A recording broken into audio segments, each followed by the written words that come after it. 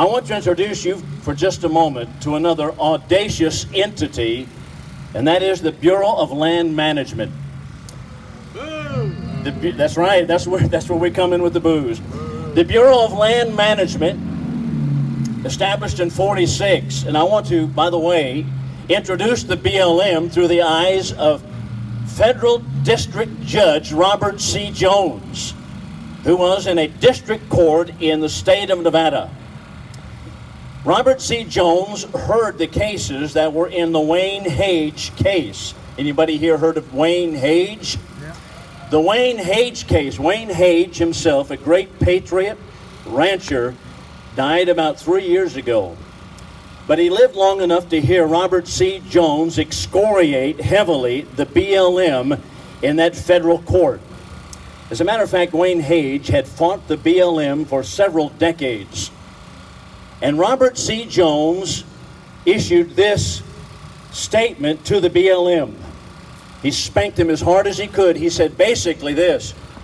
He said somewhere in the late 1970s or the 1980s, I believe, the BLM has entered into a criminal conspiracy. Those are the words that he used.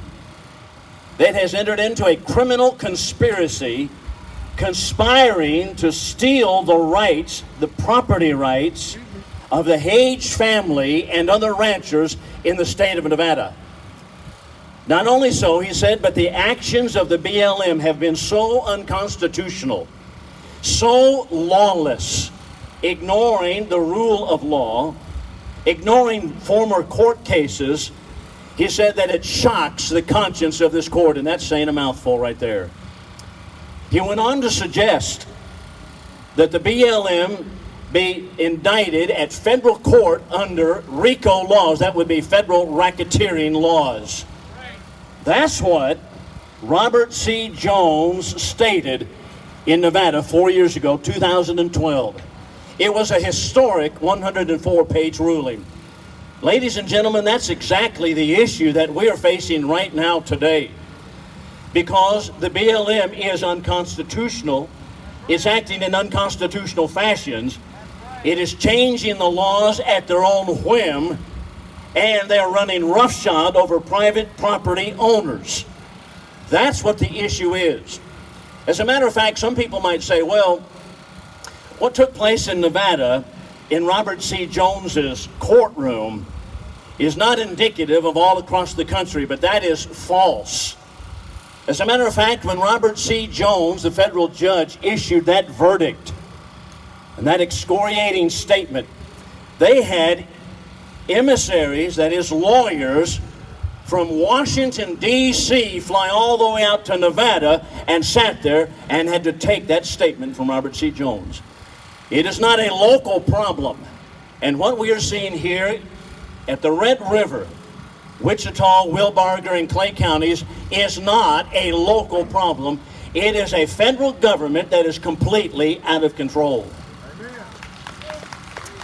I've even heard some even elected officials, as well as many others, primarily funded by or moved by the mainstream media, make such statements as to suggest that it is actually the ranchers who are not paying their dues. They're not paying their rental fees. For example, Cliven Bundy. In the state of Nevada, I've heard some of our own elected officials say that Cliven Bundy did not pay his taxes and they're driving him off the federal land because of that. That is false. That is misinformation. That is malinformation. And it is a shame that the mainstream media and even elected officials will buy that line, hook, line, and sinker. That is not the case.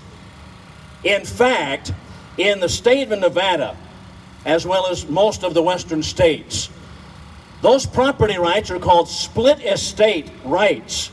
That is to say that Cliven Bundy owned, bought, and paid for his own grazing rights. Yep. He has the water rights, the state owns the animals, and the federal government only has access to the mineral rights beneath the soil. But those facts escape even elected officials. As a matter of fact, what has been taking place is that the BLM has been changing the rules, changing the regulations, changing the law at their own whim, and telling people in flyover country, as they will put it, simply to lump it. That's what's going on. Now, I say that because what's taking place right here at the Red River is really no different, because it involves the same unconstitutional entity making up their own rules and regulations, changing regulations as they go along, and they ought to be, in the words of Robert Jones, a federal district judge, indicted on federal RICO laws. Let me say a word for a moment about the tactics that we have seen with the BLM. We're looking at not only the BLM, but other federal government entities. I'm going to quote now from Roy Elliker. I don't know if you've heard of Roy Elliker. He is a spokesperson for the National Wildlife Federation. And he spoke in the state of Oregon at a college in 1997. And I want you to listen carefully how he put it. He said, what we need to do, and he was speaking as a government employee, what we need to do is to regulate, and continue to pass laws that makes the rancher move that cow 7 and 8 times, and pretty soon they've lost their shirt. He said, that's how we gain victory. Now, did you note the word he used? I'm quoting him. He used the word victory. Victory is a word that is used when there is a battle afoot. And that is precisely how the BLM and other federal entities consider this to be. The problem is that so many Americans are unaware of it. But we need to be aware that this is a battle. It is a battle for freedom. And how about that ubiquitous EPA? The EPA was slapped down on more than one occasion at the federal Supreme Court level. As a matter of fact, in 2001, the BLM took a beating from the Supreme Court judges. They were trying to say, that is, the EPA was trying to say, that all navigable rivers included all the waters on the territory, period. And so the federal court said, absolutely not. You cannot rightly claim jurisdiction over all water because you have navigable rivers. And so they slapped them down in 2001. Then came the famous 2006 Rapinos decision. Once again, the EPA had gone back to the drawing board, and they came back and were slapped down again in a Supreme Court decision, the Rapinos decision. And once again, the federal judges stated that you are stretching everything beyond all reason to say that all waters come under your jurisdiction. And they sent them back. But you know, the EPA is funded by you and me. And so they have an endless amount of financing, apparently. And so they've come out within the last 2 or 3 years with what is called the connectivity theory. The connectivity theory is to say that all waters are connected. All waters, even in the prairie pothole, or even in a cow track, if you can lick water out of it, it's all connected, and therefore it all comes under federal jurisdiction. Ladies and gentlemen, this is tyranny, is what it amounts to. John Adams, second president of the United States, I wonder if he knew what tyranny was all about. He made this statement, and I want you to listen carefully to it. The moment the idea is admitted into society that private property is not as sacred as the laws of God, tyranny commences. Hear, hear. Private property must be considered private, or it is that we are in a tyrannical government. So stated John Adams. And let me just mention another federal judge in 1997 who gave us a little bit more definition on that tyranny. He said, private property, if it is to be private, that means not only do you own it, but that you have the full right to usage of it, disposal of it at your desire. And no one tells you what you can and cannot do on your property. That's what is involved in private property. Ladies and gentlemen, we are not tenants on a White House farm. That's not what this is going to be. And the BLM is way out of bounds with this one to claim 90,000 acres on the Red River. Ladies and gentlemen, it's time to put the federal government back into the constitutional box that our founding fathers created for it. Bravo! Bravo!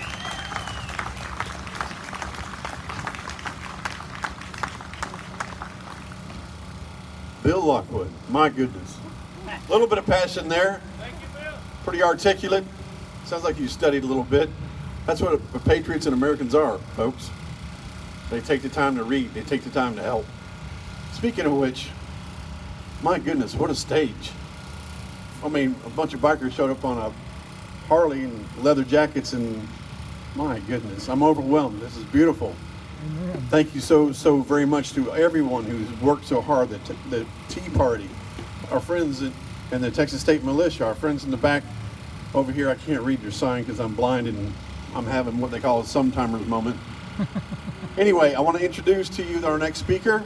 After he speaks with his degree of passion, his band's going to join him. Doc Greene is a host on the Raging Elephants Radio, who's a clear voice of what's going on. They're willing to ask the tough questions. They're willing to ask them to anyone. At the same time, they're motivated by love of neighbor. And we're very proud to have them here. And we're very proud to have the band here. And we want to thank him for his thoughts and words. Doc? Thank you so much. We're going to do another tune for you here in a minute. I want to thank Holly Feely. You guys hear her. She fills in for me on a lot of Mondays. She is a true patriot. Let me tell you how she ended up on the radio. I have been to so many events where she was there with her kids, teaching them about democracy, teaching them about what it means to be in a representative republic. And I got to talk to her and I realized this woman is smart. She knows some stuff. So, plus the fact she's got a great silky voice. So we put her on Raging Elephants Radio. We've got Amy Hedke here. I can't even begin to list all the things that Amy has done for liberty in Texas. But my hat's off to you, Amy.